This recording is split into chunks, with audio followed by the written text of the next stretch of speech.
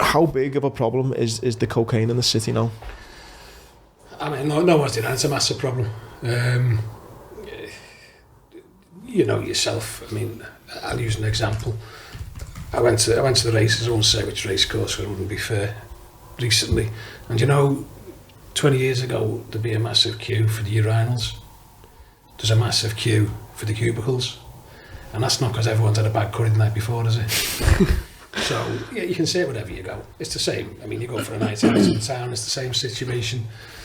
There's a large problem. There's a big problem with cocaine, quite simply, and it's not. It's right across society. It's not just your working class lads. It's right through your middle classes and everybody else who are doing it. And people seem to think that it's acceptable. Well, it's really not, because the links it has to organised crime. And it damages you, but people know the health risks. They're prepared to take those health risks. And it's the same with cannabis. I mean, a lot of people will say, let's legalise cannabis. Rightio, it's the Leg It podcast with myself, Tom Wickstead. It's me, Andy Grant, and this week's guest is Andy Cooke. Good to see you both. Thank you very much for your time, mate. Really appreciate this as well. My pleasure. Former Chief Constable of Merseyside after 35 years. Yeah, just touching 36 years. 36, sorry. Yeah. Just retired. Just retired and straight into, after a weekend off, into a new job, yeah. Rest. My dad retired from nearly 30 years in the fire service. He unfortunately does not have your drive to get another job. He is happy not doing anything. Nah, I'd be bored. No, I don't play golf, so I'd be bored. What you do all day, I'm sure they'd find things to do. I'm sure my kids would find things for me to do, but... Oh, that's exactly what I've done, mate. My house has been decorated this past year because he's had nothing else to do, so...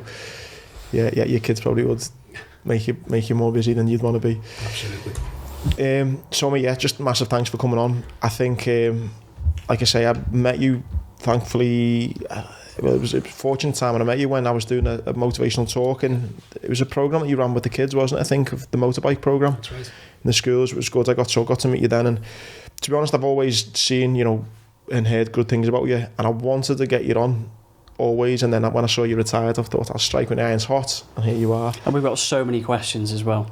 That's good to hear. Hopefully I can answer some of them at least. One question I'm just going to, and I don't normally ask questions at the start, because normally we find that people ask questions and they get answered anyway through the chat, but one question I feel like I should get out straight away, and people will probably be more disappointed in me than the question or your answer, but I don't watch Line of Duty. I'm just going to put that out there. I'm sorry. That's probably there was a number of questions in there. Can I just say to you, nor do I. I don't watch British cop shows because they drive me mad. Because they're doing the wrong things, they're saying the wrong things. So that's one programme. The last great British cop programme I watched was The Sweeney, and that goes back a long time. So The Bill and all that you just didn't watch? Didn't watch it. American cop shows, yeah, but not British cop shows.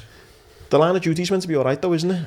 Everyone loves it. I mean, my whole family watch it, and doesn't watch it, because they know if I sit down and watch it with them, every 5 minutes they'll be saying, that doesn't happen. They don't do that. So... Well, everyone was just like, how realistic is it? I watched the first series, first 2 episodes, and I couldn't watch it anymore. Really? So that says it. I thought it was that unrealistic. Well, Andy, you've just disappointed us. You've disappointed a lot of people on questions anyway. But better, I don't know. You would think, I imagine if they're doing this type of show they do, they must bring in a consultant, because they use terminology, don't they? That you hear them use terminology that you'd expect. So you'd imagine they're bringing but obviously they're there to sell. They're there for viewers, aren't they? Nothing else. They're there for viewers. They've only got a certain amount of time to get the points across and the action across. I mean, if like The Bill, if you solved every murder or every investigation after half an hour, you'd be doing well. In reality, a lot of police work is slow, formulaic, piece by piece. I mean, some of the best investigations I've run took 13, 14 months from start to finish. Jesus. Try putting that into an hour a week. Yeah. So if you watch some of the documentaries on police, and some of these decent documentaries that have been on as well about murder investigations, and even they cram it down. Like 24 hours in police custody is like one of gives you a better view. I'm not knocking the sort of, the entertainment value of some of these programmes, but treat them for what they are. Don't listen, it's not real life. Yeah. Well, following on from that, which is a bit more of a serious question, again, I've not watched Line of Duty, but apparently there's a lot of kind of bent coppers in there. And that's what I think people are going on to. You know, is this a real thing in the police? Oh yeah, policing reflects society, doesn't it? And you know, there's bad people everywhere. I'm glad to say, and I don't just say it because I'm the ex-chief constable, so few and far between, it's unbelievable. I mean, the vast majority of police officers do a great job every day, do the best, do it because they want to help the communities. Very small number are corrupt, but when we find the corrupt ones, we advertise it, we find them ourselves, and we post it all over the television and the media, because we don't want them. We want people to see that we won't accept it, you know. So every so often, we will have an investigation where there's someone who's done really bad things. We've had it previously, whether that's, you know, linked in with criminals, whether that's abusing vulnerable women. But when we find it out, we deal with it in the harshest possible way, and the courts do as well. And it's got to be that way. We had, I don't know if you know, we had a guy called Neil Woods on the podcast. He's an ex-police officer. He infiltrated drug gangs. Incredible, like nerves of steel, going in as a drug user in essence, to try and work his way into organised crime, etc. And I think he even mentioned that there was because obviously organised crime, drug gangs, etc., there is so much money around that there was a police officer who the organised crime group had, you know, he had no criminal record, blah, blah, blah. He was in, I think, Leicester or Loughborough, around that area, and he was relaying information back to that organised crime group. But, like, he was on a wage, wasn't he? He was on a wage from the organised crime group, but which is like, I'm not being funny, but there is so much money that it's like it is bound to happen. Where if there's someone who is struggling to pay mortgages and things like that, and something happens like that, and financial difficulties, then, you know, it's not the obvious route is to then ask organised crime if you can fund it. But, like, do you know what I'm trying to? But it will happen, and just the same, organised criminals will prey on that vulnerability. So if they know someone's got bad debts, they see them in town drinking or whatever, or they know someone who knows them, they find out about that, they'll target them for it. And it happens, you know. And we spend a lot of time with the new recruits when they come in, the new police officers coming in, telling them about if you get into financial difficulties, tell us. We'll help you out of it, you know. We'll help you do it with a proper plan, but you're vulnerable if you're in that position. If you're obviously in bad debt, people will target you for it. Yeah. So you've got to be so careful. Does it frustrate, Andy, when the public might see, like you say, very few and far between, a Ben Copper, and then it just kind of tarnishes then all the work? I seen it myself. In Afghan, you know, you'd spend maybe 6 weeks, and you'd make so much, you know, great relations. And then just like someone messes up with the job, something would happen, and then all that good work, it just vanishes. It's frustrating, it disgusts me. I mean, the mistakes are different. If someone makes a mistake, that's fine. We all make mistakes, you learn from your mistakes. But the corruption or the out-and-out thuggery, there's no place for it, you know, and we'll deal with that properly. I mean, it's a difficult job being a bobby, don't get me wrong. I mean, and the young bobbies now, it's far more difficult for them now than it used to be when I was a bobby, because everyone's got cameras, everything's filmed, things are taken out of context. They do a fantastic job in dealing with it. Despite all that, they do a great job. But they've got to just do it by the letter of the law. You can't step outside that, you know. Things that would have happened 30 years ago when I was a young bobby just would not happen today. That's a good thing. It's a good thing, but it's a frustration as well, you know, because they've always got to be on the guard. On that note, bringing your career back, I mean, you could probably spend the whole hour just talking on this one question, but how much has it changed? Massively. I mean, when I first started in policing... 85 it was, wasn't it? Late 85, start of 86. I was on a footbeat up in Kensington and Breck Road, and Queen's Road was my footbeat. Tough area then. I used to have a lot of flats then. They've all been knocked down now. Height of the heroin epidemic at the time. Burglary and robbery. There was 6 or 7 times more burglaries and robberies then than there are now. People think things are getting worse, but things like that have reduced massively. House robberies? House burglaries, house robberies, bank robberies, you name it. It was all far more then than there are now. Far more cars got done than they did now. But all the criminals were local, or the vast majority were local. So whoever was doing it, you've got a good chance of catching them now. Criminality is international. A lot of it's over the internet. We still have the same sort of burglary problems, but not as much as we used to, and the same sorts of people who are involved in violence. But the world's changed so much. I mean, when I first joined the police, I sound really old now. There was one computer in a police station. which had like green lettering, and that was it. And that was for doing your police national computer checks and things like that. No mobile phones. They didn't have pages initially. We got pages shortly after the start as a young detective. But it was a different world. I mean, you know, bobbies lived nearby. They all socialised together. There was bars in police stations. It's just different now. It's all changed, and it's so much more complex. I mean, the amount of forms young bobbies have to fill in now is unbelievable. All the vulnerability aspects they have to deal with. I mean, they really are. The knowledge has got to be so wide just to exist on the streets. So I take my hat off to them, I've got to be honest. I mean, it's really complex. Would you prefer kind of, I know things have had to change with society, but did you enjoy it more back then when it was a bit simpler? Or the way I describe it is that it was a lot more fun then, but it's a lot more professional now. Because, you know, as a younger bobby, there was some people you'd never employed these days as police officers, for many reasons. What, as in the people you're working with, you think you'd never be as busy now? Oh yeah, absolutely. They couldn't cope now. They couldn't cope with the way things are now, you know, because it's just changed so much. And people always say, you know, you retired bobbies will always say, oh, the recruits are nowhere near as good as they were when we joined. I'm sure it's the same in the army, you know. Yeah. It's not true. They're just as good now. They're different, and you've got to put up with it. Kids are different now than they used to be. I mean, they're brought up on different things. I mean, the great thing at the end of a shift for me, he was going for a pint with my mates, with my colleagues. Nowadays, they're all off home to play on the Xbox and stuff like that, you know. It's just different, isn't it? That's the way it just... Time changes people, and people change with time. Mm. What was that? Again, I'm not from Liverpool, but what was... I hear so many people talk about that heroin epidemic was it the 80s, was it? Yeah. Yeah, 80s and the 90s. What was... Jockey on, didn't we? Jockey we had Jockey from Transalpino. He mentioned just the craziness that went on. So what was that like then as a police officer? I mean, the city then was a dark place. Unemployment was massive. Opportunities for young people were worse than they are now, and they're still not great. And drugs were the driving factor for a lot of people. Now, okay, cocaine now is as rife as heroin was then, but then a lot of it was heroin.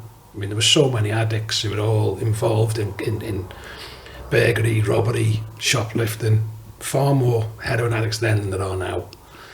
The drug of choice has changed, but it was a difficult place, you know, because there were so many lives wasted, so many young people, a lot of them talented young people as well, you know, growing up in difficult circumstances, but with a lot of talent. They could have done something with their lives, but lives wrecked from it.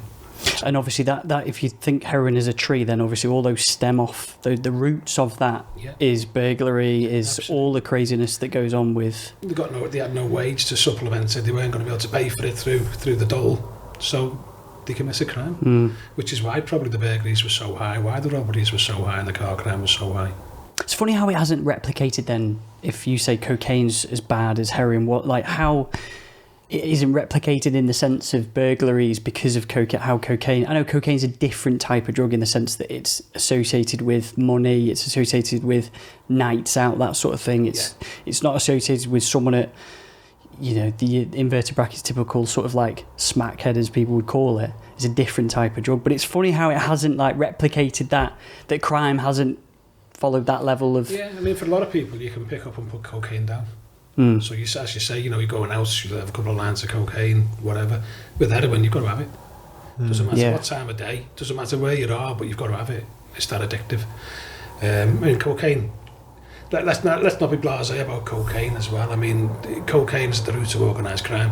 So when you hear about someone getting shot in Croxteth or Toxteth or Norris Green, they'll be either linked into cocaine or to cannabis. So it's not acceptable. And those people who pontificate about, isn't it terrible, these young people stabbing each other, then go and have a few lines of cocaine, you pass the problem. So don't be giving me all that, you know. Yeah. Because you're funding the same crime groups. They don't just deal in cocaine. They'll do whatever commodity they can to make money. And that's where the violence comes from, that's where the turf wars come from, etc., etc. When you're going through seeing that as a young bobby, was there any part of you, your personality, where you're thinking, I'm guessing, you know, you're a young man coming into this, are you thinking, this isn't for me, or are you kind of thinking, I'm a career bobby, I'm going for it? What's your mindset? genuinely, since I was about 6 or 7 years old, I wanted to be a police officer. I wasn't bullied at school. Yeah, I wasn't That is the thing, isn't it? No one bullied me at school for whatever reason. Even though I had ginger hair at the time. But I just wanted to be a police officer. No one in my family was a police officer, so there was no relatives, nothing else, just what I always wanted to do. And I think for some people, for myself certainly, it's like a vocation. It's like, like police have vocations and everything else. For me, always knew I wanted to be a police officer. Never wanted to do anything different. Wouldn't have changed a single day of it. And I didn't join to be a chief constable. I joined because I wanted to be a police officer. I wanted to be a detective. And I was lucky enough to be a detective at every rank. So I always tell this story, make a joke about it, and I always say, if you love something, like you say, like a vocation, whatever, I always think that you don't normally always have this end goal. I always say to Tom, I've had loads of ideas that's going to make me £1 million, but I've not really enjoyed it, but I've thought this will make me money, and it fell on its arse massively. And anything I've done because I enjoyed it and I love it, they turn out to be quite successful, whether it's motivational speaking or the podcast. And it's because you're not thinking about the money or the way, it's just, you just enjoy it. It's the same with your career. Yeah, absolutely. On that, because I didn't want to jump too ahead of the drugs thing, because I think it's so many. We could do a podcast in itself, Just I on the imagine, drugs, just on drugs. Yeah, But, sure. but while you're on that, how big of a problem is the cocaine in the city now? I mean, no one's denying it's a massive problem. Yourself. I mean, I'll use an example. I went to the races. I won't say which race course, because it wouldn't be fair. Recently, and 20 years ago there'd be a massive queue for the urinals. There's a massive queue for the cubicles, and that's not because everyone's had a bad curry the night before, is it? So yeah, you can say it wherever you go. It's the same. I mean, you go for a night out in town, it's the same situation. There's a large problem. There's a big problem with cocaine, quite simply, and it's not. It's right across society. It's not just your working class lads. It's right through your middle classes and everybody else who are doing it. And people seem to think that it's acceptable. Well, it's really not, because the links it has to organised crime. And it damages you, but people know the health risks. They're prepared to take those health risks. And it's the same with cannabis. I mean, a lot of people will say, let's legalise cannabis. That won't stop your shootings and your gang problems, because they'll just find another commodity to jump on the back of, So it's a problem. And also, as we know, it can raise people's excitement levels, increase violence in the city centres, which is what we see quite often. So it's a problem. It's a problem throughout. What's your view? Sorry, Tom. What's your view on? It's such a hard thing for you then, as your position that you've been in. What are you like, for example, when you're at the races, or when you're going for a meal with your missus, or whenever you're out with the lads, whatever? What are you like when? Is it kind of quite difficult for you to be right? I'm not chief constable for a minute. I just need to go for a piss. I mean, how do you play that? Yeah, I mean, you've got to be sensible about it. I'm not going to go round kicking cubicle doors in. With the wife. That's just, you know what's going on. All right, you're never off duty as a police officer, but you've got to be sensible as well. I mean, you'd spend your whole life dealing with small issues. And at the end of the day, the users aren't necessarily the problem. It's those who are dealing with it. So I've just found something online. I don't know how, this is from The Guardian anyway. It says 5.3% of people aged between 15 and 34 in the UK took cocaine in 2018. To be honest, I thought it would be higher than that, actually. I'd have thought that. But what's interesting is that, was it 181 tonnes of cocaine was seized? Massive. I mean, massive seizures going on. I mean, that is insane, isn't it? Policing, the NCA, Border Force working together have some great successes, but it's a drop in the ocean to what's coming in, because it's very, very rare that you get a drug shortage. So it gets in some way, and it's a constant issue, constant problem. And purity, I believe, is hit. It says here purity is hit unprecedented levels as well. It used to be cut far more than it is now. So in some ways it's a little bit healthier than it used to be. I'm not saying it's okay to use it, but it's not. It used to be bashed so much into 40-50% purity. Now you're up at 80% purity, so it's a lot stronger. It's like cannabis. I mean, cannabis in the 60s and early 70s was about 10 times weaker than the skunk that you get now.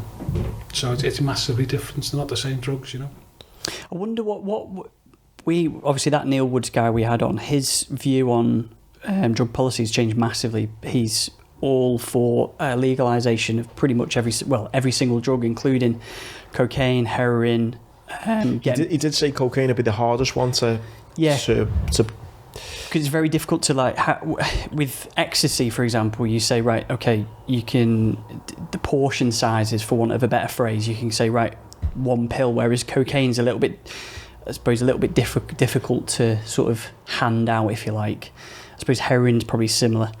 Cannabis is a little bit easier as well. But have you changed your view on drug policy at all? Has it changed in the sense that you've become more liberal on legalisation because you see the time that police resources are spent with drugs?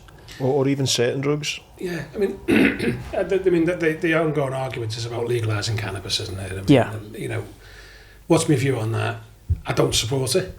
And a number of my colleagues do, I'll be quite honest with you. They think it'd be a good thing to do it. The problem with legalising all drugs is that there will still be someone, if you legalise them all and you can only get them from certain places and they're all checked for purity and everything else, someone will start producing a drug that was stronger or worse, that wasn't legalised. So where do you stop with it? You know, because some of the drugs, you couldn't legalise them all. Some of them cause people to go totally, I mean, you get your fentanyl and stuff like that, stuff that really messes with your head. So there's got to be some sort of regulation around it if you're going to do that. But it wouldn't stop the criminality, because they just deal in commodities like people or something else, or different types of drugs, or something that was illegal, because that's how criminals make money. So it wouldn't put your criminals out of business. It wouldn't stop the shootings and the stabbings that get associated with it. Criminality would still be here. Before they had drugs, there was still criminality. If you legalise it all, there'll still be criminality. I mean, hasn't there always been criminality though since the beginning of time? It's just different criminality. I mean, and you know, less risk now in relation to the fraud and the cybercrime than the drugs. So you know, a lot of criminals who've got the ability to do it will go into that side of business instead. But before, I mean, even in the city, before you had the sort of drugs issues, and you've always had the opium dens and stuff, but on a much minor scale. It was armed robbery was the crime that the organised criminals did. I mean, you've got many books written about it, about some of the criminals who became the drugs kingpins, started off their lives doing bank robberies and stuff like that. And we all know the names, I don't need to go into them. So there'll always be some criminality, and there'll always be some people who are part of that criminality. But it doesn't mean that we shouldn't keep trying to turn people away from it. Particularly those who are on the edges of it. I mean, they're the people you should be concentrating on to sort of get employment, increase their prospects. I mean, there's not a lot of prospects for a lot of young kids across this city still.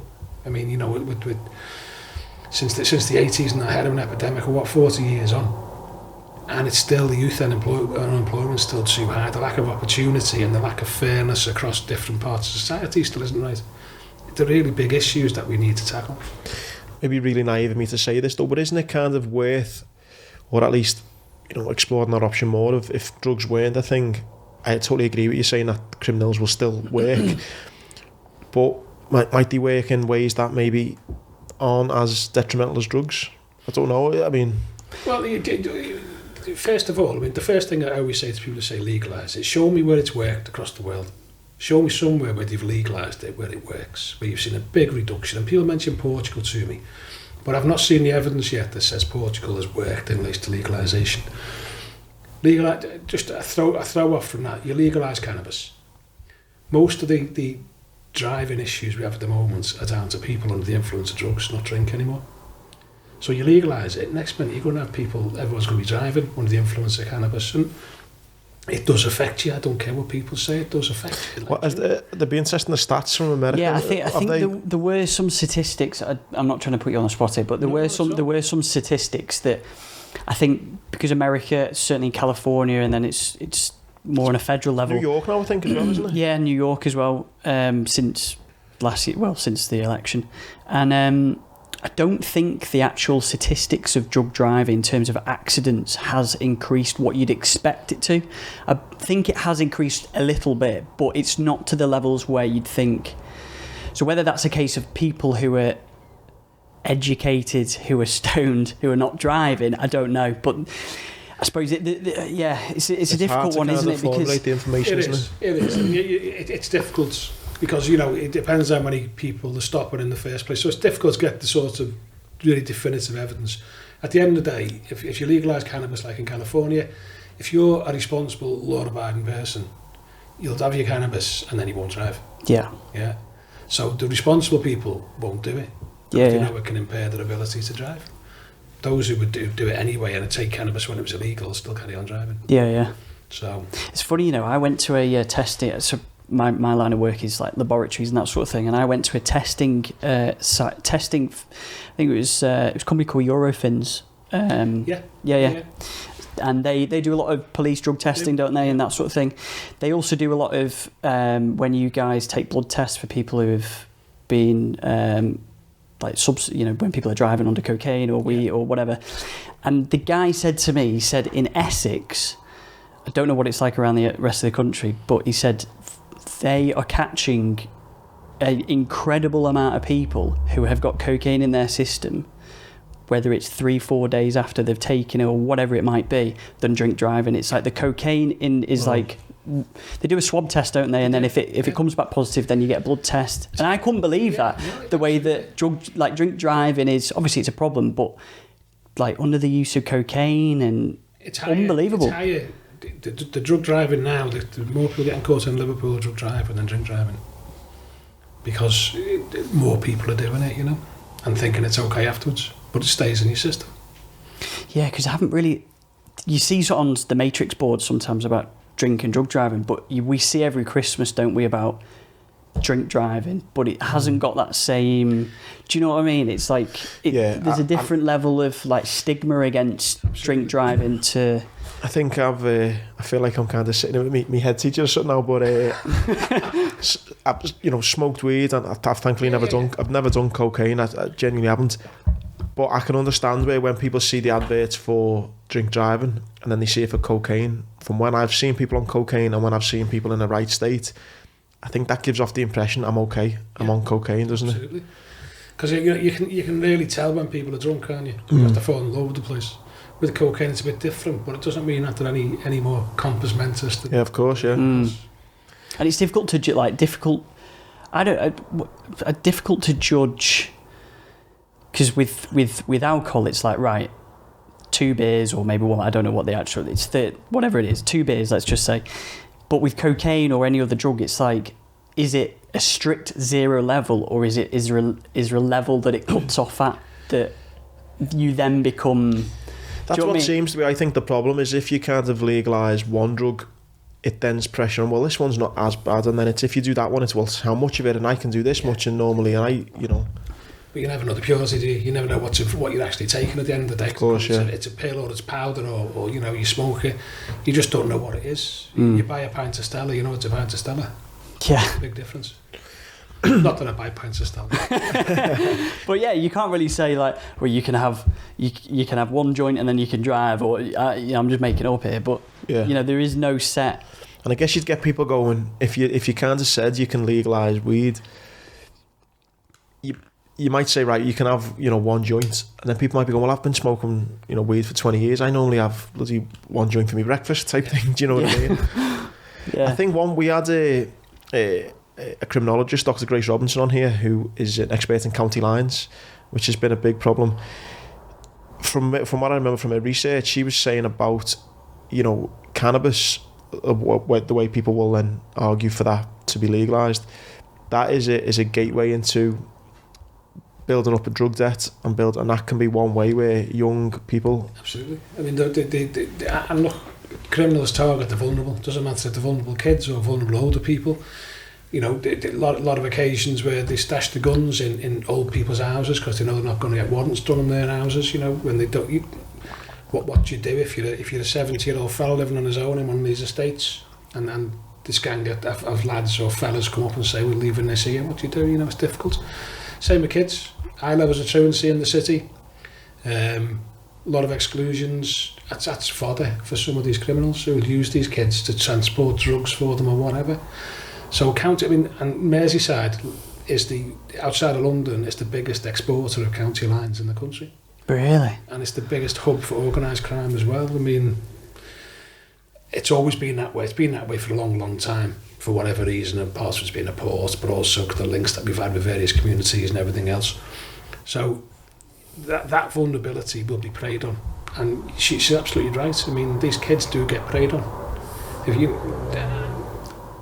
there's no discipline in the school. I'm not saying there's no discipline in schools, because there is. But because they're excluded from school, or they're playing truancy from school, they've not got that wrap around them at all. Well, funnily enough, you say that about exclusion. Again, Grace told me this as well. I can't remember the stat, but the stat for every single day kids getting excluded is mad. It is trying to find it here now. It's something like... Just in Liverpool or nationwide? No, in the UK. In the UK. Mate, it's something like 20 kids a day get expelled. It's something mad. And there's a school in Liverpool, the Hawthorns in Sefton, and the teacher there, Peter Gawley's actually my old English teacher. They've not expelled anyone for something like 3 or 4 years, which is like, it's been really looked upon as, wow, what are you doing right? Because like you say, when kids are expelled and then they're on the street corners and they're building up weed debts and stuff, that's when they then become vulnerable. It's difficult. I mean, and you can understand why the schools take the position they do, because, you know, they're trying to educate 30 kids, and if you've got one person who's disrupting that whole class, how do you deal with it? So it's a really difficult question for the schools. But every kid who's excluded, you know, their life chances are diminishing by the day, whether they go into criminality or whatever, but they leave with no qualifications, very probably. And it just makes it more difficult. I have an awful lot of sympathy with teachers. My mother was a teacher, my brother's a teacher, and I'm not criticising schools at all, because teachers do a fantastic job.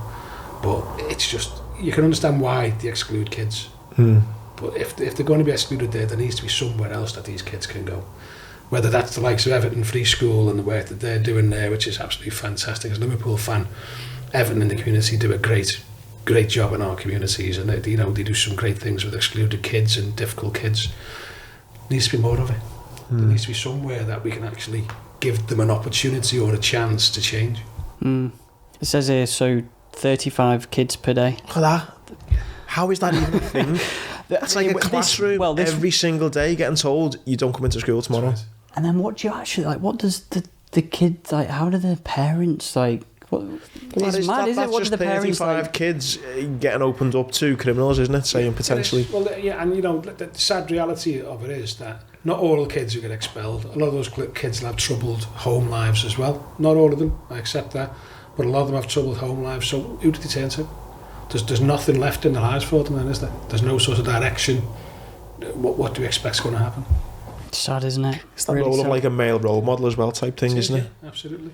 So that article was 2017, so who knows what it was 4 years ago, you know, so who knows what it is now. But I guess that's not to keep harping on, and I'm not trying to get an answer off you now, but I guess what I think when I see stuff like that, and I know we've just kind of went the arguments to and for, but if you legalise, for example, cannabis, because that's what kids seem to be kind of drawn into, they build up a drug debt of cannabis, and then they'll say, instead of giving me that 200 quid, you can come and jump on a train and take, you know, drugs somewhere else for me. If, say, for example, cannabis was legalised, are you kind of just of the opinion where they'd find another way to manipulate? Something else, yeah. There'll be another route in to do it. You'll always have, sadly, those who prey on the vulnerable, and you'll always have the vulnerable. We just need to try as much as we can to minimise those numbers and identify people who are vulnerable in the first place, whether that's kids or older people or whatever, and help them as much as we can, which is a lot of policing now. Policing's changed so much.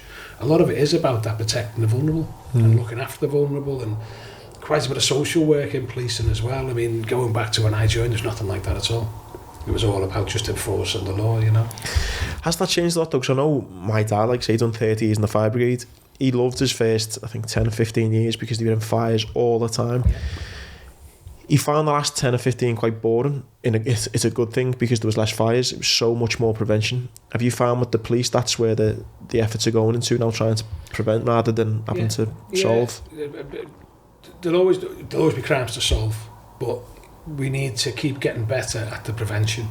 But prevention of crime isn't just about putting padlocks on houses and making sure cars are secure. It goes right across all the different agencies, so your social services, your youth services, your local authorities.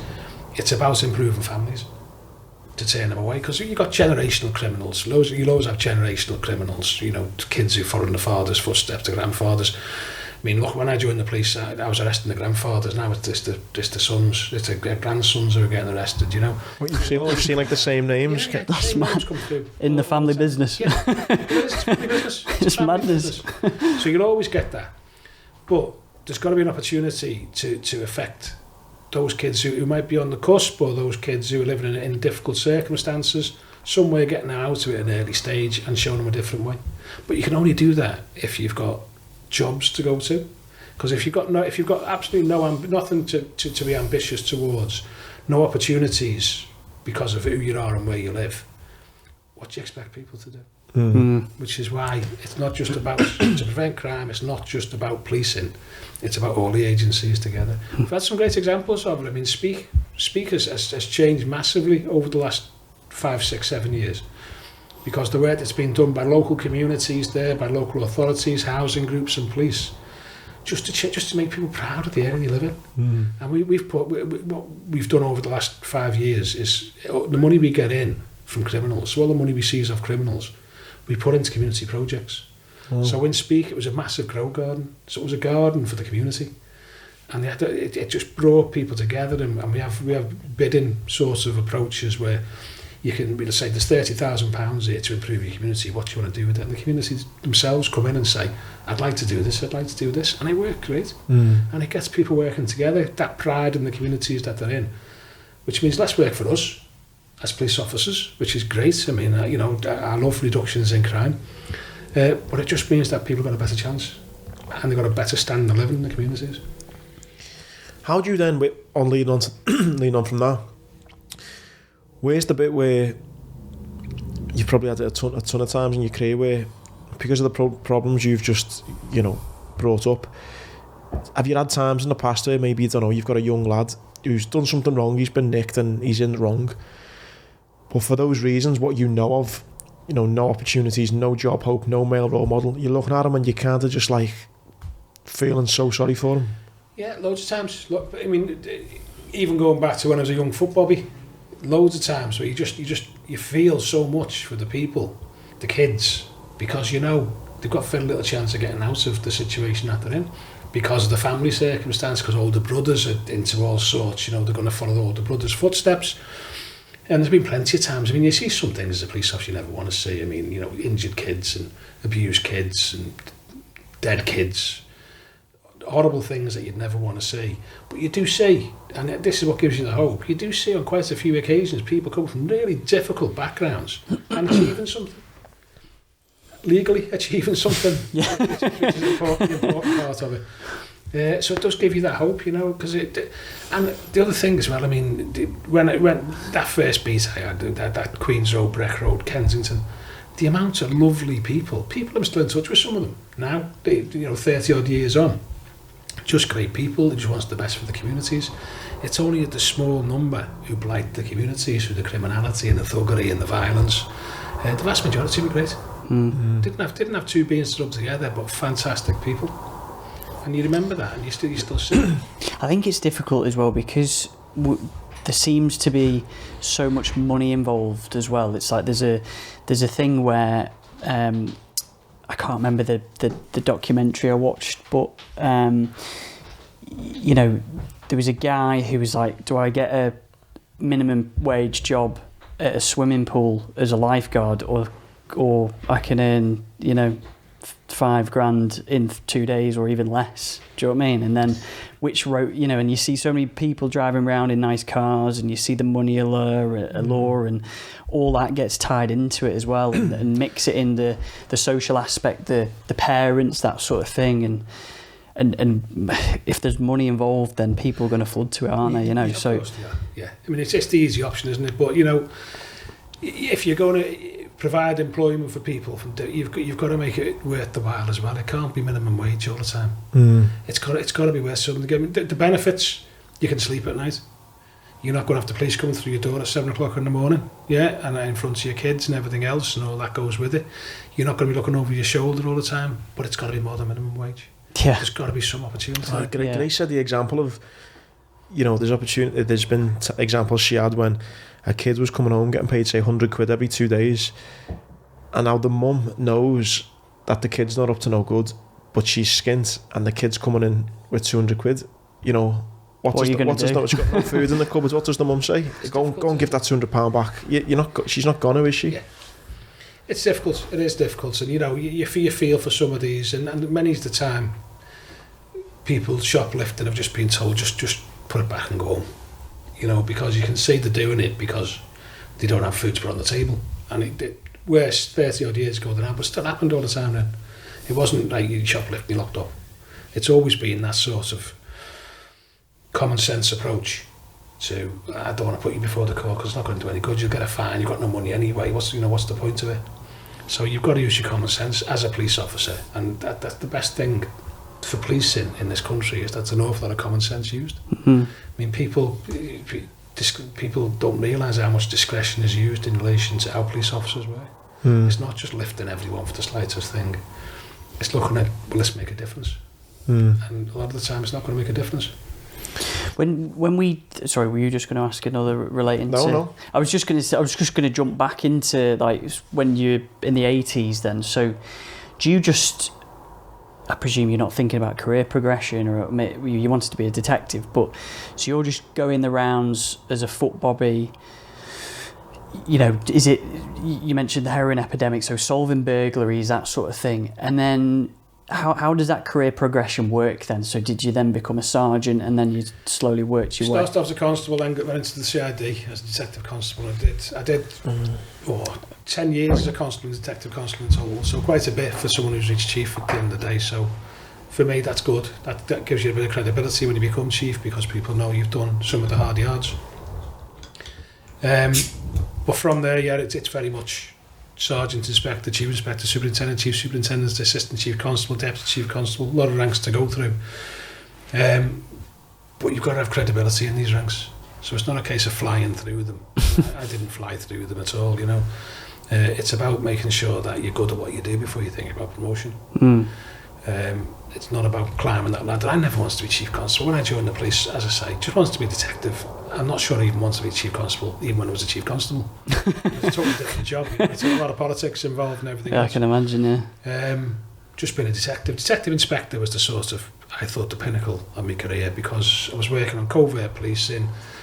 I was targeting some of the biggest criminals in the country who were dealing firearms and drugs, because most of them were from Liverpool at the time, and still are, to be honest with you. And that was the exciting bit. That was all using all the tactics that you see on your line of duty. In the right way. But that's the excitement. That was the pinnacle of my career, that being a detective inspector, doing that on covert. But then, the bug gets you a bit, but you also get a bit of the old, well, I'd do a better job than him if I was doing that job, so I'm going for the next rank. And that comes into it as well. You can't help that. But I've enjoyed every single rank I've done, I've got to say. As you get higher, the enjoyment comes down in a notch each time. Because the best job in the world is being a police officer on the front line. It's exciting, it's rewarding, it's fulfilling, you're making a difference. Sergeant's a great job because you've got a close team to work with. Inspector, then you start coming to management, and it's it changes a little bit, but it can be really good.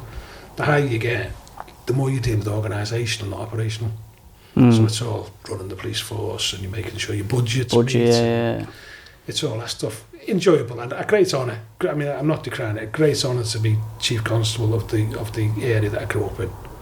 So loved it. I mean, my family. He was voted 4 out of 5 years as well, the best in the country. Is that right? Yeah, since it's been the best graded metropolitan police force in the country for the last 5 years.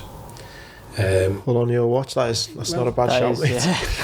Badly, but you see, some people will never hear that, because they just want to see the bad things, as we mentioned before. But the bobbies and the police staff who are working across this county do a great job every day. You never hear about the good things. You don't want to hear about it when the corruption is there, or they make a mistake, or people are really peed off about the way they're dealing with COVID or anything else, and it's just so difficult right across the board. I think that's true, mate, because you know, like you said before about camera phones, if a Bobby's doing anything, it's on video, it's getting sent on WhatsApp, it's this and that. Whereas if you do something wrong and a Bobby nicks you and you get off with it, you're not going to be singing that from the rooftops, are you? I've been a couple of times, I've been nicked speeding, and he's nicked me, and he said, and he showed me driver's license and stuff, and he's asked you a bit about yourself and stuff, and I said I was in the Marines, and a lot of the police force were in the military, and I was only going, it might have been like, I don't know, 34 or 35 and a 30 or something, and he said, look mate, ex-military man myself, you know, told the line that watch where you're going and all that, and I thought, but I'm not going to go around and go, hey, guess what, I've just been nicked speeding, but I've got off with it, because do you know what I mean? They do that all the time, genuinely, you know. It's a terrible thing to say, but there is an attitude test as well. If you stop someone doing 36 and they bounce out and they're on the toes, we're only human, aren't we? What are you going to do? You're not going to say, all right, mate, don't worry about it. Totally, yeah. If you get out and say, they made a mistake, sorry about that, a lot of the time the police will say, no, just drive carefully. Yeah, that's what this guy was like. He was totally like, just listen, mate, you know. I was like, no, that's all right. And yeah, I totally agree. I don't think that those stories get told half as much as they're... They don't. And, you know, genuinely as well, as chief, all the emails used to come in about the good work the Bobbies were doing, and the phone calls and the letters. I was inundated every day.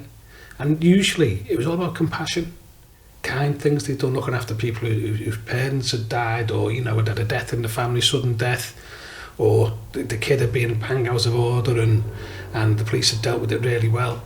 All the stories, all the letters and the emails are all around that, you know, as well as the professional stuff and the great investigations on murders. But that compassion, that actually showing people, look, we're part of the community, we want the best for the community. You never see that. That's not going to be on BBC Northwest or Granada or anything else, or on the Daily Mail. So you just got to live with that. You've got to live with the fact that when the police make a mistake, it gets magnified times 100. When they do something good, very few people find out about it. Yeah. And then social media throw into like clips, the little 37. Mate, I'm exactly, you know, I'll always, not that I'm trying to preach here, but I always look at something and I go, well, let's just take a step back here. Let's get some fucking context here, because just never ever know what situation or information or whatever it is they were going into that, and who knows what happened 30 seconds before the fucking camera started recording or whatever. And we always see on Twitter those, you know, I don't know, some police, usually it's in America, throwing like a girl on the floor, but you just don't know what happened before. And there's no one, I don't think. So I know you're desperate to talk, but you know, like, you know, the tests and everything that police officers have to go through. You know, majority of them probably have kids. I cannot imagine there would be a reason why, and I saw one about a year ago, and it was a police officer in America throwing a girl to the ground, but there's a reason why. It's not the police rock up and then just, there's a reason, because of something, the girl tried to attack the police officer or whatever it might be before that record button. What can't be denied is sometimes, because the job that they do, they get it wrong. Yeah, I mean, look at George Floyd, is a great example of that. Criminal. No two ways about it. But a lot of the time you'll see videos that aren't the police, that's outrageous. A lot of them are snipped videos, so you're missing out what provocation they've been under before that happened. They're missing out. I mean, one I always tell people about and remind people of is there was a job, I won't say where it was because it might identify people involved, but there was a video came out across Merseyside of a Bobby absolutely dragging this fella all over the place. What the video didn't show is that for the previous 25 seconds he had his teeth clamped into his arm, biting him, and really, and the fellow who was biting him also had hepatitis, biting into his arm, and the Bobby, when he released him, dealt with him forcibly, as you might expect he would, because he didn't want to get bitten again. Yeah. But all that came out on the video, none of that came out. It was clipped just to show that end bit, you know. And that happens quite often. I'm not saying we don't get it wrong. Sometimes we do. Sometimes we get things badly wrong. But the vast majority of the time, when you see a bobby, the other one, sorry, want my hobby horse now. No, it's good. You're the guest, that's what people want to hear from you. When you see 5 or 6 bobbies holding someone down and people say, that's disgraceful, taking 6 of them to do it. You show me a safe way that doesn't involve a number of people of keeping someone from hurting someone else. And it can take 5 or 6 sometimes, because you've got to hold a leg each, an arm each, you've got to watch the head. So it looks like it's been parleyed on by the police. It's not. They're using Home Office approved techniques to detain someone so it doesn't injure them, the person who's being detained, and doesn't injure the police officers involved. But it looks like a parley on. I accept that fully, but it's not. But every time you see it, it drives me mad. Look at that, 6 of them, 12 of them down. What do you want us to take the coats off and take them on one-on-one? That's not what we're there for. It's not John Wayne, it's not Clint Eastwood here. This is policing in the streets of Merseyside or London or whatever. It's not a mano-a-mano situation. It's a situation where we want to detain this person quickly and with the least fuss and with no injuries to anyone. Best way of doing that is using a number of bobbies to do it. Yeah, mate. My missus sometimes shows me, and I always say to it, look, if something has gone on wrong there, the court, if it goes to court, the court are not just going to look at that 45 seconds and go, right, he's guilty. They're going to go, right, so what information did the police have? It's that old Let's thing have now. the whole CCTV. Let's see why. Do you know what I mean? We used to have a saying in Afghan, it is, I'd rather be judged by 12 than carried by 6. Yeah, that's a good saying. It's a good saying. Totally, you'd rather maybe make a mistake and, than you're going to die. Do you know what I mean? So. Absolutely, and it is dangerous. It's dangerous being a police officer, not as dangerous as what you would do, Andy, by any stroke of the imagination. But it's dangerous. I mean, I've had colleagues who've been killed on duty. Sadly, it happens too often around the country as well. Not as much as we see in America and elsewhere, touching wood, but it happens too often. And it's a dangerous occupation. On that note, mate, was there any points throughout your career where you thought maybe it might have been a big operation or a colleague sadly passing where you thought this is too much now, what I'm getting, I'm done with this now? No, there hasn't been. I mean, I've gone through some difficult times, both personally and professionally, in this job, but there's never been a time where I want to throw a towel in for it. Everyone deals with things differently. I actually do a bit of mindfulness and stuff like that. That's what keeps me sane. And there's a great, I'm not plugging anyone, but I'm not a chief constable anymore, so it doesn't matter. Nicola Forshaw, who does a lot of mindfulness for Merseyside Police. I mean, all the bobbies who come into Merseyside Police, all the recruits are now going through a mindfulness course. Because I did it some time ago and I thought, this actually works for me. And if it works for 50% of them, it's worth it. Because it's a way of coping. I mean, people cope in different ways. It used to be, the way the police used to cope was all getting pissed. All going down at the pub. Like the military, yeah. Drinking, yeah. But times have changed, so I mean, anything that helps people is great. And we do an awful lot around mental health now in policing, an awful lot about well-being for individuals, and it's the way it should be. You need to look after the people who you're working with, particularly in jobs like the military and in policing. Yeah, that must be hard if, having, trying to switch off after work or having things play in your mind. And I can imagine if children are involved and it's just it must be just. I remember watching a documentary not long ago on Channel 4 and it was about, I think I told you about it. I had to turn it off after 20 minutes because I couldn't But you're about to say leads on to a good question actually. Catching paedophiles, and this poor guy who worked in the police has to try and watch these horrific videos of kids at 6 months old up to try and identify. Mate, I can't even talk about it. It fucking winds me up that much. But that was a big question actually, Andy. It's unbelievable, mate. Few people said, why is it we see, I seen it in the Echo just a few weeks back, why do we see, and I understand this is not your role to set the length of crime, why do we seem to see so much, and the Liverpool Echo is right for it, you'll see someone walking from court and they've had 50,000 explicit images of kids, and yet you'll see someone who, I don't know, has been caught selling weed, going behind bars. That is the thing I think pisses people off more than anything. And you can understand it from an outside perspective. You can understand why people would get upset by it. What I will say, and I'm not just saying this, I think we've got a great judiciary. They sentence according to the sentencing guidelines that are set down for them. They are very fair in what they do. They, like everyone else, can make mistakes. Everyone makes mistakes. But at the end of the day, they've got to go through with those guidelines. Now, one thing to bear in mind is that the amount of people who are viewing images of children online is massive. Really? So you couldn't prosecute your way out of it. There's so much of it that goes on. It's unbelievable. So what you do is you target those. Fuck, I didn't even think you were going to say that. Well, you've got to target those highest risk. Yeah. Some people... Does it get to a point then where you kind of, because you know it's that big of a problem, it is almost that, oh, well, he's only downloaded images, he's not done anything, and we'll just give him a slap on the wrist? Well, it'll never be a slap on the wrist, but there's got to be another way of approaching it as well. And it's not being soft on crime to say, you know, some of these people need mental help. Should they be getting that mental help as part of that sentence? Is there a different way of approaching it? Should they get a ban from the internet for 5 years as part of it?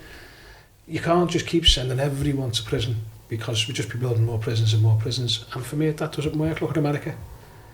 They send, how many people do they send to prison? And death penalty then, bring? I don't agree with the death penalty. Some of those crimes, Andy, you've seen, really? Don't agree with it. I don't agree with it. Why don't I agree with it? I just know, mate. Mistakes do get made. But the paedophile thing, and you see it, I think that's what I see on Twitter, winds people up the most. When you see paedophiles getting 6 months, 12 suspended sentence, or they've got thousands of images. As much as drugs is a massive problem and guns, I get all that. But when you know there's a fella at home there, you know, wanking off to kids, that boils people's blood, doesn't it? What you will say is the contact offenders get long prison sentences. So those who've actually participated in the act do get long sentences. But it's sentencing guidelines at the end of the day. That's obviously not the police who set them. Everyone, you know, no one likes it. No one. Everyone thinks it's absolutely disgusting and despicable. I fully accept that. But they can only sentence according to the guidelines. But on that note, it's a bit of an interesting one, and I don't know enough about only the things I've seen. Have you ever had any experiences then of, you know, the gangs who, what do you call it, what are people who kind of take the law into their own hands, the vigilantes. Vigilantes who have set up, you know, the kind of paedophile hunts? Because I've seen police say that sometimes harms cases. It can cause more problems. It can encourage people to do things. Sometimes they make mistakes, but whoever they've targeted is sort of badged for life as being a paedophile when they're not. It's a difficult one, isn't it? Because they're doing what they think is the right thing to do. But the right thing to do is always, I've identified this person, give it to the police to deal with it. We'll go around and make the right investigations, we'll do the right inquiries. If they're guilty of it, they'll go before a court, rather than them going around with a camera. And there's a lot of, you know, there's, you've got to say as well, there's a lot of sort of, look at me, I'm the big I am doing that. Yeah. If they've got the evidence, bring it to us. Police will sort it out. I did try and find the statistic when you mentioned that it was rife. I can't really find it, just because it's difficult when you type in amount of people who are sentenced for paedophile offences. There's things here like counts about prison sentences and not the statistics of actual. But does it shock you when they did it? I don't think anything shocks me anymore, to be honest with you. People have got access to images. Some people just want to go, you know, make it go for a worse image, and risk takers, etc., etc. So did it shock me? Not a lot shocks me anymore, to be honest with you. Not a lot shocks me. But we need to deal with it. We need to address it. Whether that's addressing it through enforcement or addressing it through medical means or mental health issues, it just needs to be addressed. It's a horrible subject, isn't it? It is. Hope you're not finished on that. No, mate, I can talk to you bloody all day about your experience. Jumping back to detective then, so you obviously you're back as a few years, number of years ago, you finally as managed to get as a detective. So are you set on like a you distributed amount of different cases? Is that a work like one? You'll have a murder case, you'll have a GB8, really a serious assault case, and is that how it works? Yeah. For your more serious sort of murder cases and your sort of covert inquiries, that'll be a team working on it, always a team. So you have a major investigation team, unless it's domestic murder, when it might be dealt with by 2 or 3 detectives just working together, because it's there's no difficult evidence to gather because there's an admission. So, but the more difficult your shootings and your sort of your gangland issues, there'll always be teams looking at them.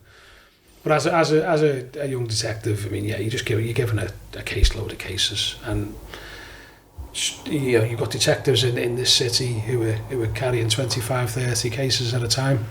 Really, just on everything from a murder through to... Not won't be through murder. Right, that's sort just... of, your serious violence, robbery, burglary, those sorts of issues. But they carry a lot of cases, a lot of pressure on them. Difficult being a detective. Is there any cases you can talk about that were quite interesting or public and... Or your most exciting one or most proud of or anything? I mean, I think that, my first murder I dealt with was as a young detective sergeant. It wasn't that complex. It was a murder on Allerton Road in the south end of the city, which was interesting so much as it was obviously done it, but actually proving it was really difficult. And it took me a while to do it, but we got there in the end. I mean, one of the things I'm most proud of was a murder on Otterspool Promenade.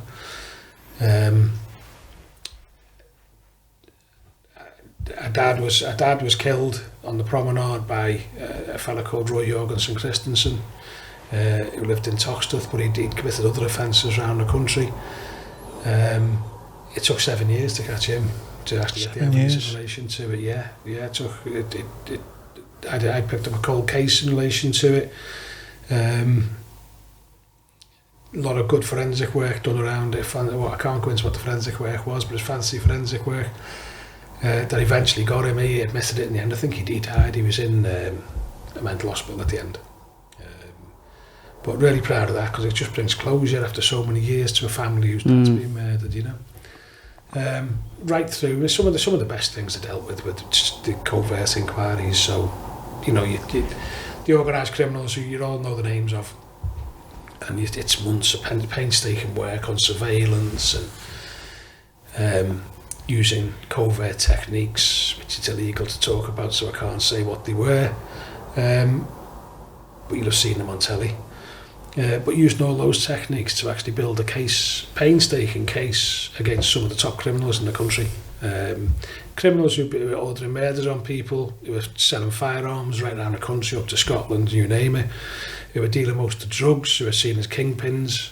I mean, I'm so proud of some of the work I've done to put them away, and always will be. It's just really interesting. But I can't go into names and exactly how we did it, sadly, because of my current role and other issues. Fair, yeah. I was going to say it would be quite interesting to talk about like drug kingpins and like how that case actually worked, even like I presume you don't have to go into detail, but police resource to actually like follow someone and track someone, whether that's 24 hours a day and not lose them, and then someone else comes in, you're like, who's that? How does he link to him? That must be fascinating, all that. It's great. And it's the unsung work that goes into it as well. But, I mean, analysts doing painstaking work on phone billings and detectives who are putting together little pieces of evidence together.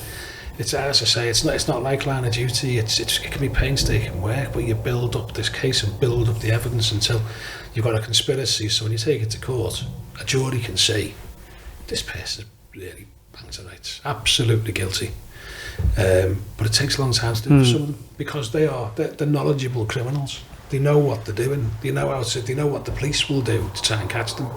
So you've got to stay one step ahead all the time, and it's all about innovation. It's all about being creative in how you do it, staying on the right side of the law but being creative around that. It's great. It's like a massive. It's like doing the Times cryptic crossword every day for 9 months.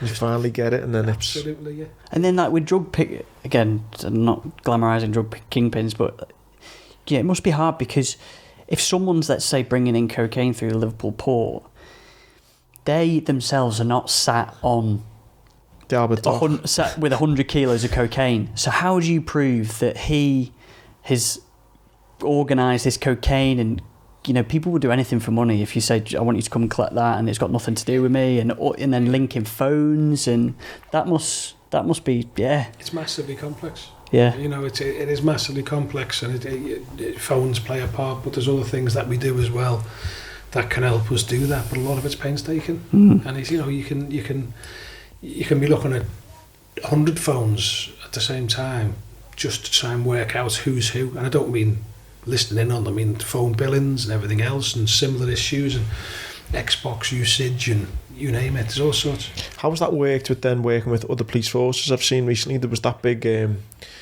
Encroach investigation, was it, with other police forces? I think it was France or something, and they're sitting court rulings in this country and that. I mean, how has all that impacted policing? Massive. The result of that, of busting that Encroach and getting in to listen to what they were saying, was that some of the people who were really difficult to get to, we've got to, nationally, not just here, nationally and internationally, to be honest with you. Massively wide use of that technique in Merseyside. Again, outside London is the biggest usage of those phones was Merseyside. It's also shown some people who we weren't particularly aware of before, and the scale of their criminality.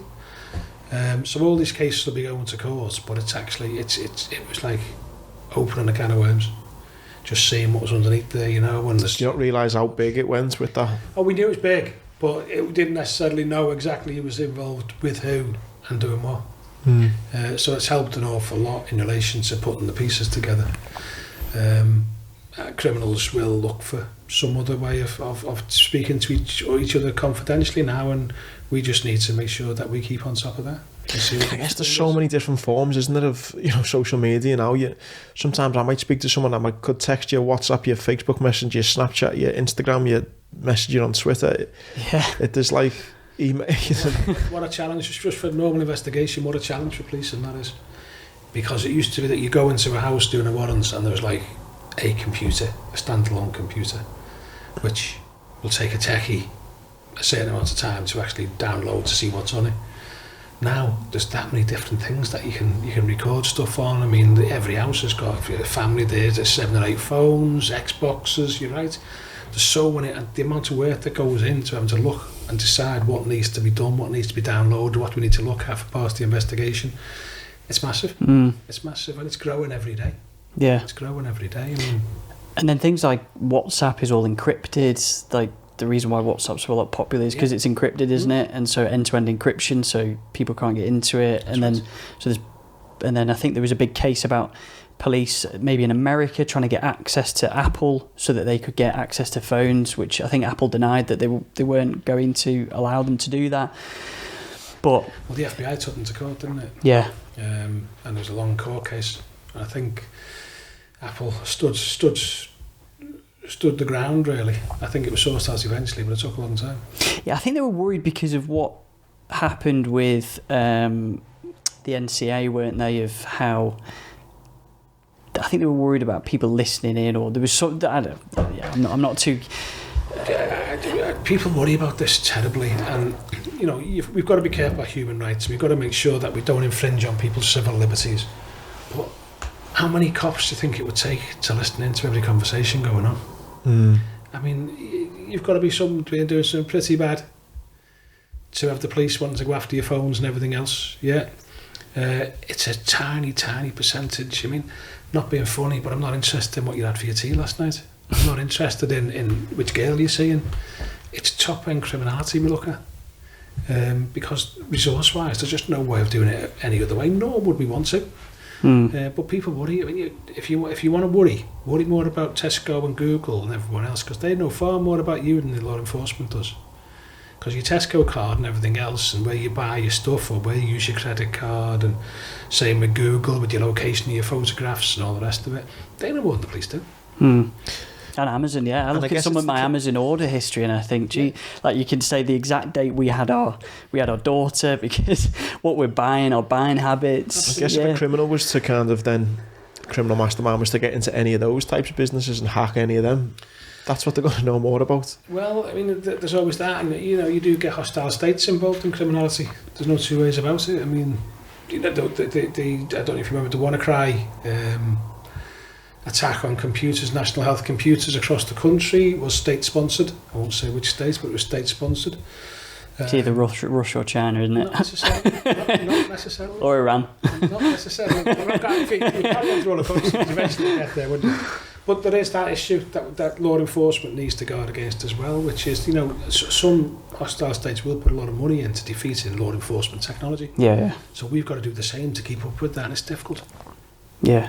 It's madness, isn't it, mate? The things you've got to think about, and, from like what you just mentioned, I think that was like 2016 or 17, wasn't it, when the NHS and all that went down, didn't it? And which was massive, wasn't it? Have you ever kind of had a thing, Andy, where you're kind of on a big investigation and, you're trying to bring down X person or this person, and it's a little bit like, new information comes to light and you're like, I didn't know he was working with him, and it's kind of like, it opens up a can of worms and you're like, whoa, this is took a different turn here. Absolutely, quite often that's the case. I mean, you go back into the 70s, 80s, 90s, and a lot of the organised crime groups were families working together, or were family based. So you'd have, youngies or whoever, and you knew their family would be involved in it, and the people around them would be involved in it, and it was very much a clan thing. But now, criminal gangs have changed to a great extent, so it'll flip between different gangs, some of them.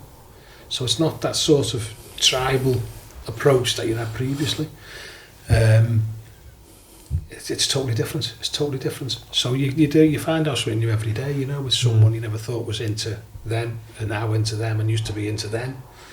It's constantly challenging.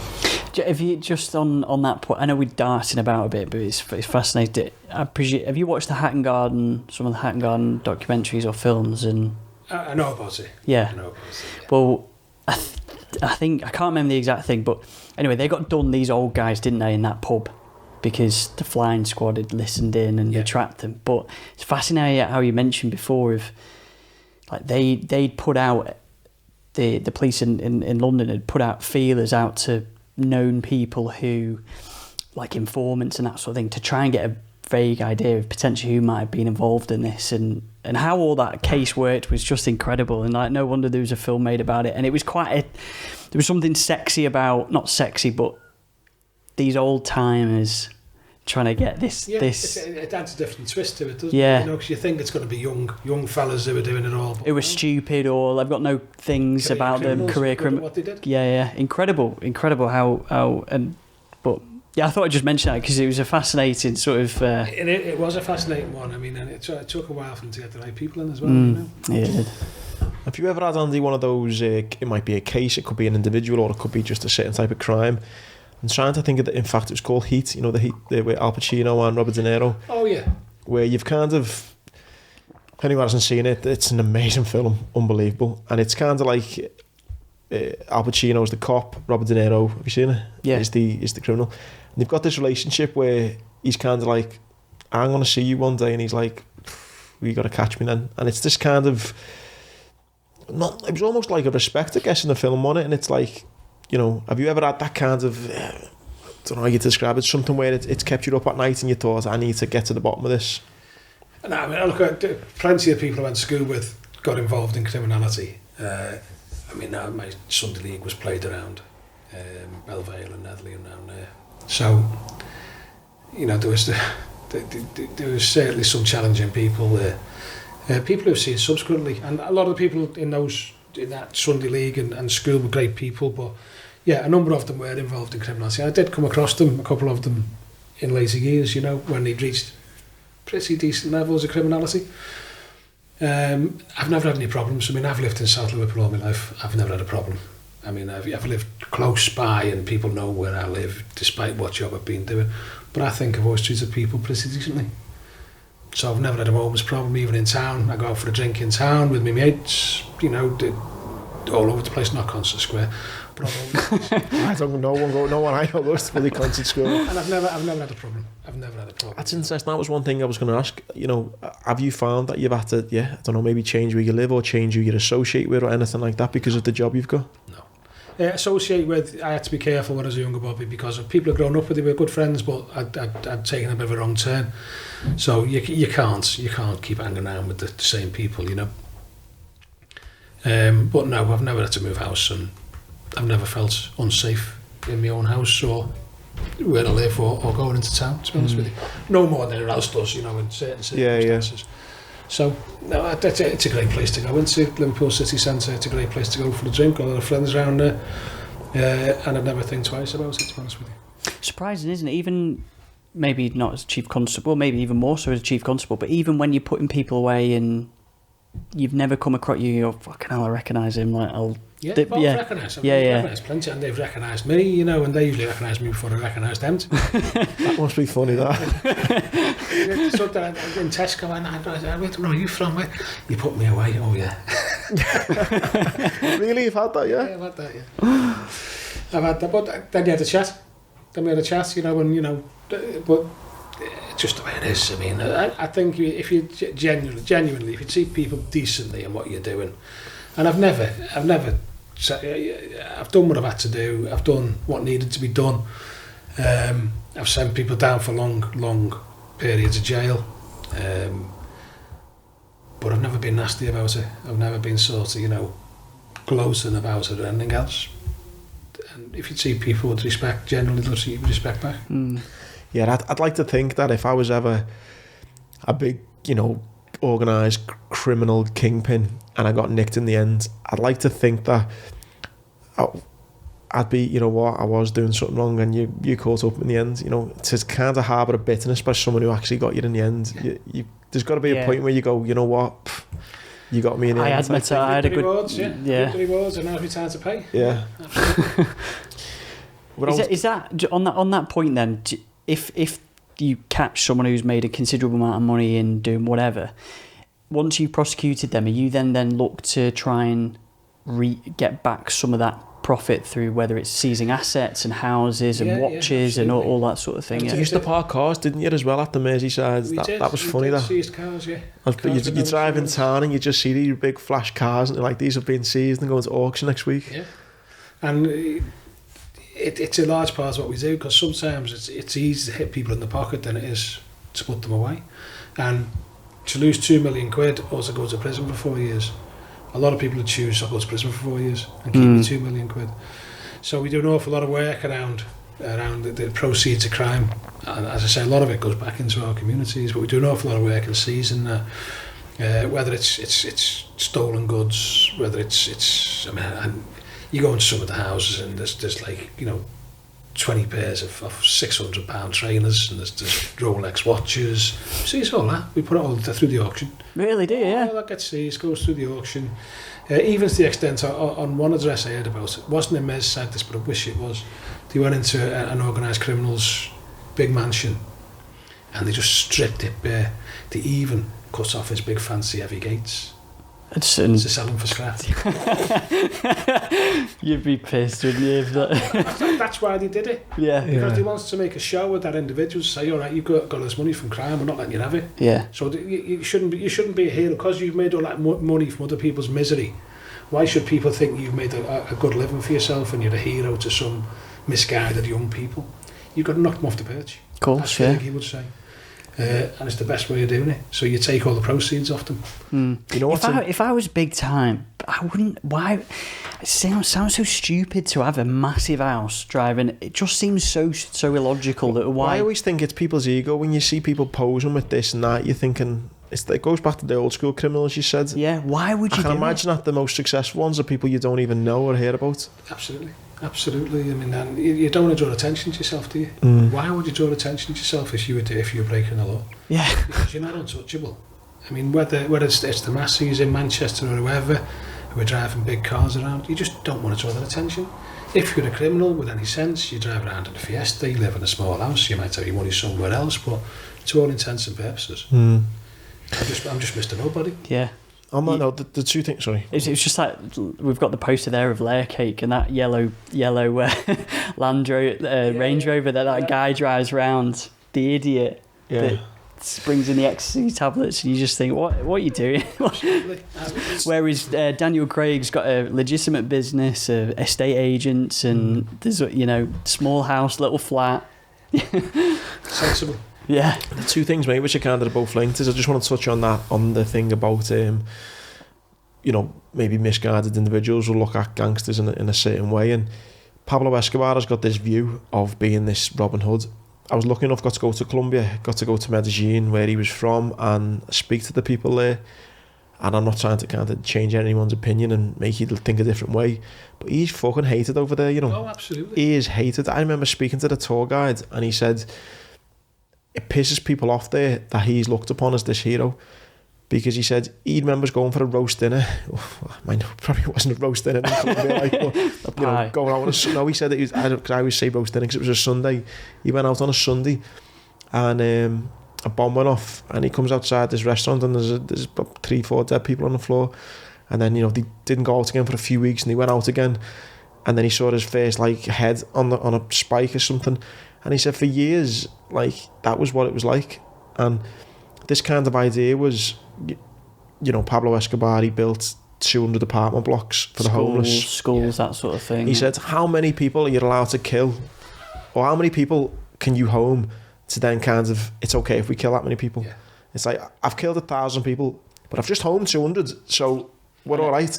The amounts of people who were killed during that, and it's not just other gangsters, it's just normal people who are caught up in it. And you can see it in Mexico now, can't you? The amount of dead bodies they're finding, and the amount of people who are being killed over there, it's horrendous. There's nothing romantic about it. I mean, look, Robin Hood was fiction. This wasn't true. There wasn't really someone called Robin Hood who did what he did, you know. And organised criminals are not, despite their best efforts to clean their public persona, they're just murdering thugs. That's why they've got so much money. That's why they've got so much fear, because they're prepared to use it. I mean, it does. It makes your stomach turn sometimes. And you see some of those plastic types in this city as well, who like to think they're doing the good for the communities. I won't mention names. Who like to think they're doing good for the communities, when all they're doing is ripping off the people who can afford it least. And you know, there's nothing. Does it frustrate you knowing that? Does it frustrate you knowing what you know now, that there are maybe people in the city who you know of, and maybe, I don't know, people know of? You kind of think, this is just it's. Does it frustrate you that? There is frustration, but you know, genuinely, my colleagues are really good at catching them. Really good, and a lot of those who deserve to be caught get caught. A lot of those who like to think they're untouchable find out they're not untouchable. There's an awful lot of people in this city serving 20-30 year sentences for being involved in drugs or gangs or whichever, and they'll keep doing it. I mean, Merseyside is ranked as an outstanding force by Her Majesty's Inspectorate Constabulary for dealing with serious and organised crime. There's a reason for that. They're really good at it. They're really good at it, you know. And for all these mouthy gangsters and wannabe gangsters that you see in the streets, and who are driving around in the flashy cars, most of them come a cropper at some stage. Yeah, like that Neil Woods said, the guy, he said the police are very good at especially people who are high up. They'll everyone, like, crime doesn't pay and all that sort of phrasing. And on the note of gangs, don't we talk about the South Americas we did then. The sad thing about it, which is a big problem, or what I actually helped. I wouldn't call it help, but I put my name to it. The Stamp Out Knives campaign that police done. Have you found that with, and again I use South America as an example, one of the things that they've seen is it was kind of gangs were needed to be seen as being more extreme and more violent. Have you seen that kind of cross where it's like people now are carrying knives, are doing more stabbings, almost just to breed more fear into people? Yeah, I mean, I think on the positive side, the number of stabbings has gone down over the last 12 months. I sound like the Chief Constable now, don't I? But it has gone down over the last 12 months. But you do get a lot of young people carrying knives. That's why Merseyside does more stop search than anywhere else outside of London. People don't like stop search. I wouldn't like it if I was getting stop searched every day. I used to get stop searched when I was younger, under different laws, but it needs to be done because we just need to deter people from carrying knives. Some of the... You better criminal gangs aren't going around stabbing people, are they? because that brings attention to the door. But some of the younger elements involved in some of the criminality, some of the drugs criminality and other types of criminality, yeah, I mean, they are prepared to use knives. But the city is one of the safest cities in the country. Genuinely. That's not a blurb, that's not an advert from Liverpool City Council for the purple flag or anything else. It's a genuinely safe city. So, do people get stabbed? Of course they do. Is it happening every day? No, it's not. No, it's not. And the number of admissions into hospital from people suffering stab wounds has gone down as well. Really, do you think that not to try and belittle your work that you've done, is that because obviously a big part surely because of COVID for that? Well, COVID, take the sort of... That's not me trying to trip you up, by the way, but that's what people will be thinking once you've said that. It's a fair point. Shoplifting. We did great on shoplifting. But people are still out and about. I mean, what you've got to remember... Oh yeah, people are still dealing drugs, aren't they? Let's be honest. What you've got to remember is just because the government said it's illegal to go out during COVID, the people who don't follow the law usually aren't just going to start following it because of COVID. But even when the nighttime economy has come back on, there's been a reduction. So COVID will be a part of that, don't get me wrong. But it'd be interesting to see over the next 12 months, once we come out of this, after May, June, whenever it's going to be, I think you'll continue to see a reduction because of the proactive work the police are doing, a lot of the education work that's getting done by other agencies as well. At one stage, because of the social media problems, I think every school kid on Merseyside thought they had to carry a knife or they were going to be in danger. It's nonsense. When I was involved in that campaign, I was shocked to know. Well, I wasn't shocked, I guess, but I couldn't believe that the chances of you being stabbed if you carry a knife is absolutely so many more times higher than if you're not carrying one. Whereas people think that if they've got one, it's protection. Your chances of getting stabbed if you've got a knife is far more. Goes through the roof. It's crazy. That's mad, isn't it? And quite often with the knife that you brought yourself. Really, yeah. Yeah. That's so surprising, isn't it? Yeah. So it doesn't make you safer, it makes you less safe, carrying a knife, quite simply. Plus, if it's with you, it's like, if you get into, let's just say you're driving or whatever, and you get into some road rage, you're going to think to, it's the only thing, do you know what I mean? You're going to think to use it, aren't you? Going to, I've got nothing, I'll use... Yeah, but if you're scared, yeah, you get the knife out, worst thing you can do. Yeah. It's just, it's sad that particularly younger kids got into their heads they had to carry a knife to be safe, because that just makes them so much less safe. It's unbelievable. That is madness. Yeah. I did not know that is. And you see all the time, like some sad cases of kids who've gone out into nightclubs and been stabbed for no reason whatsoever, or it's just awful. It's so rare as well, though. It is. Oh, is it? Yeah. That's what you got to bear in mind. It is rare. I mean, the fact that we hear so much about the really sad cases that we've had across Merseyside, it's because it's so rare. It's not an everyday occurrence, On the COVID, maybe we just touched on it, and again, you've already said with your role how it seems a lot more political. The older you've got in the ranks as well. Are you fearful then for the next kind of 12 months, if you like, because of things like when things start up again and the maybe lack of funding in Liverpool? The services of like youth, preventions that maybe were there in the past who maybe aren't going to be there because of funding cuts in the future. Yeah, I mean, the ongoing funding cuts are a real concern for anyone who's concerned about the city, never mind who's a police officer. Just put a few things in context. This government are not everyone's cup of tea, but they've done an awful lot of good for policing, an awful lot of good. They've kept the promises, they've funded policing correctly, and a lot of the strategies they're bringing out don't just focus on the law enforcement side. They focus on the prevention, the protection, and the preparation to ensure that things don't happen. So they put money into other parts of it, other parts of diverting people from crime, etc. But it's never enough. I mean, I was quoted recently of saying, if someone gave me £5 billion now and said, what do you want to do to make communities safer? What I said was, I'd put £1 million into law enforcement and £4 million into improving, young people's chances of employment and to eradicating poverty. Because that for me, I've always said it, the best crime prevention is quite simply improving people's chances in communities and reducing the poverty that surrounds them. Because it's the only way to start making any real headroom in relation to it. Because policing, to an extent, we keep our finger in the dam to stop the water coming over. To make a real difference, we've got to look at it a different way. And that, I'm not talking about defunding the police or anything else. And it'd be an extra $5 billion because we needed that money to get our police numbers back up to where they are now, which is close to where they were in 2010. But if additional money, what I would do with it is put a lot of it into employment, apprenticeships, things like youth clubs and things like that. Social care, you name it. And that's, there's got to be a balance. There's got to be a balance in everything. You can't just enforce your way through crime problems. You've got to look at other ways of taking people away from crime, of diverting them away from it, of giving them some real opportunity in life.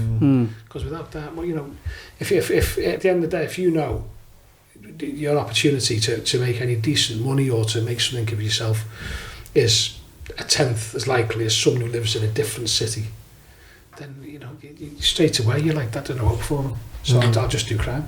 And as chief constable, you can relay, I presume all the chief constables relay that back to the government and relay your own thinkings and say, look, why don't we do it this way? And the problem is, because the government's changing every 5 years, it's like you come to a brick wall where, right, there's a new government, they're saying this, and people, they put their manifesto together and they want to change it and they don't think it's working. It's where there isn't that long-term thinking. It takes a long time to make real change. And where we've seen real good change in the likes of Speak and Croxteth from following the terrible Rhys Jones murder, it took years to actually build up that community spirit and improve the social fabric and improve how the areas looked. It can't be done quickly, but again, I'm not an apologist for the government. They understand that.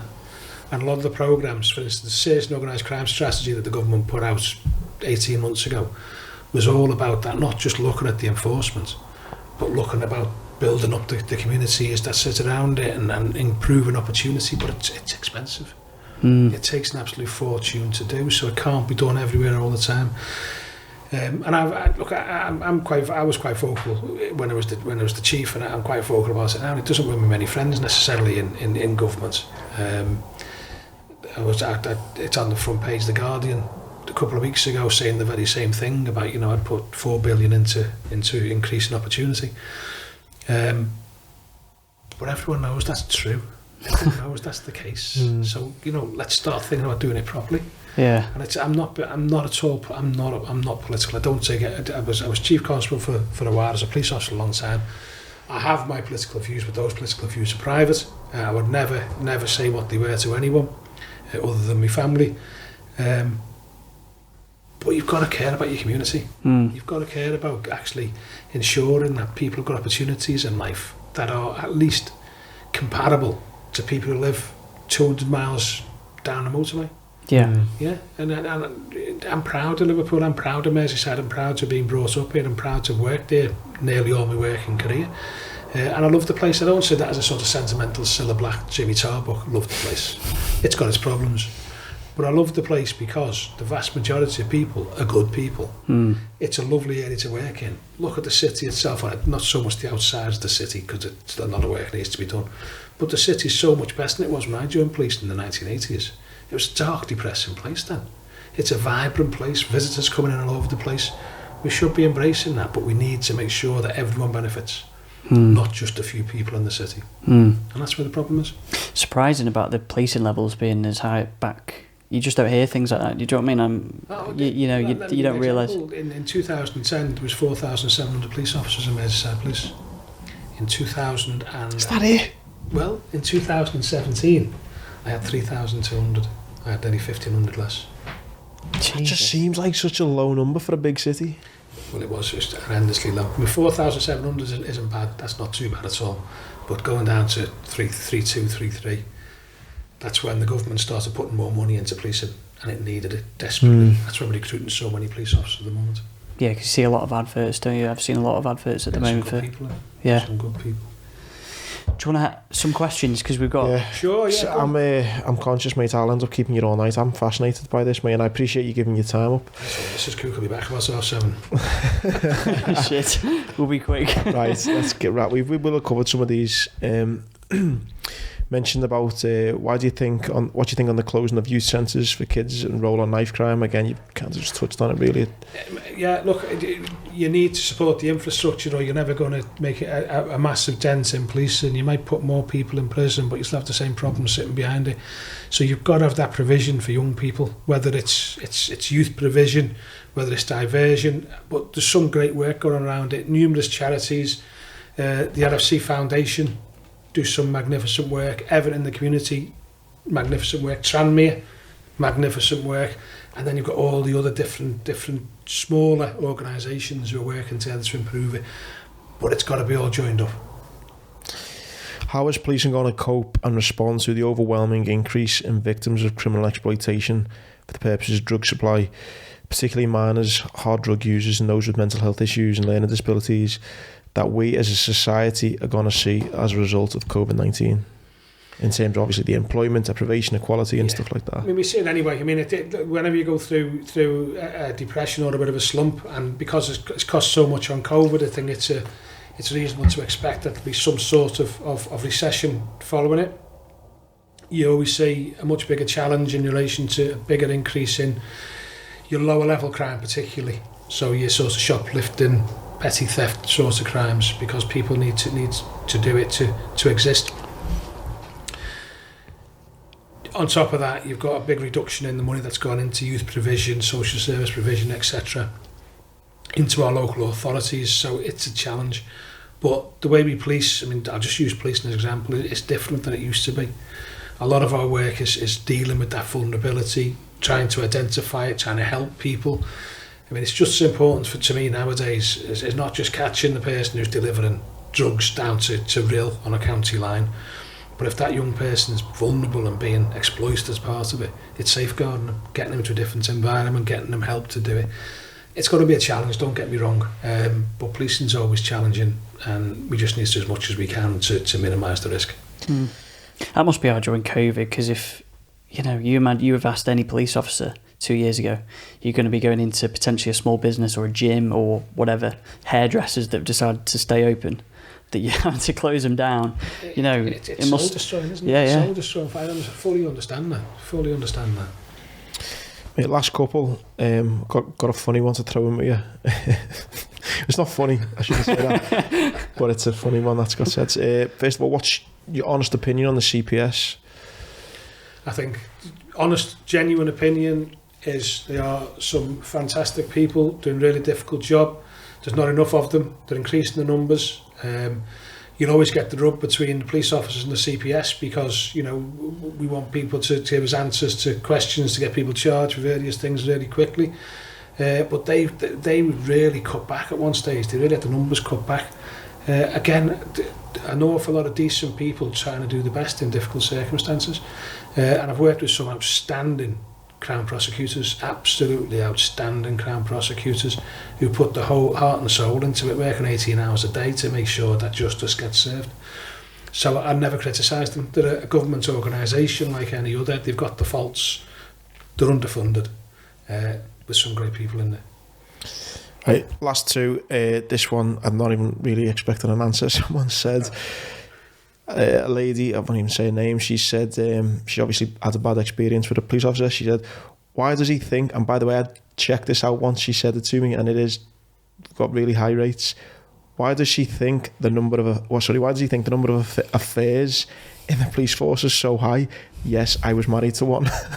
It's apparently it's teachers and police officers are the highest affairs. Yeah. Stressful. What does your missus do, Tom? Yeah. No, she's not. Neither. Stressful organisations working together in close teams. I guess teachers, they say you could act, well, not as stressful as, but maybe that's why teachers is the same. I mean, I don't know the answer to it. I mean, the shift work might have come into it at some stage. the lifestyle, I mean, particularly going back, not so much now, but the lifestyle of detectives going back a few years was totally different, really unhealthy, as you can tell. So I'm sure some of that comes into it, but you know, I don't know, it's a difficult one to answer. Yeah, no, I wasn't expecting an answer. I mean, last one, bit of it, well, it is a serious one. Before then, I'll thank you for your time. The whole, which we've not even touched on really, but the whole stop and search and racism kind of thing. Someone said, you know, obviously I've got no experience in it, but what's your experience been with I guess black people just being stopped more in the city? No, it's a really difficult situation, really difficult topic. We need to do as much as we can to make people understand how fair it is now. We do things as fairly as possible. We make mistakes. We work very close with the community. We have groups who come in to scrutinise what we've done in relation to stop search. So, you know, they'll go through the body camera video that we've got to say, that was right, that was wrong, you shouldn't have done that. There is still disproportionality. So in this city, you're probably 2 or 3 times more likely to be stop searched if you're black than if you're white. Yeah. If you're Asian or Chinese, you're less likely to be stopped than if you're white. So it's particularly a young black male issue. There's a lot of socio-economic issues that sit beneath that as well, about where sadly a lot of black people tend to live in the poorest communities. Not all, obviously, but some do. In London, you will get the argument that young black men are, I think I'm right in saying, is it 40 times, I might be wrong with that figure, so don't quote me on that figure, more likely to be victims of violent crime than young white men in London. On Merseyside, I think last year we did about nearly 40,000 stop searches. About 38,500 of them were on young white males. But because we have a relatively small black population here, there was still disproportionality in that number. But it's not like we're doing thousands and thousands more on young black people, but per head of population, yes. So we need to understand that. I'm not trying to condone it at all. I genuinely don't think it's because my officers were going out and stopping black people because they were black people. But we need to try and understand better why it happens like that. So it's always going to be a difficult situation. I mean, I had lots of meetings with members of the black community and the Asian community in relation to it.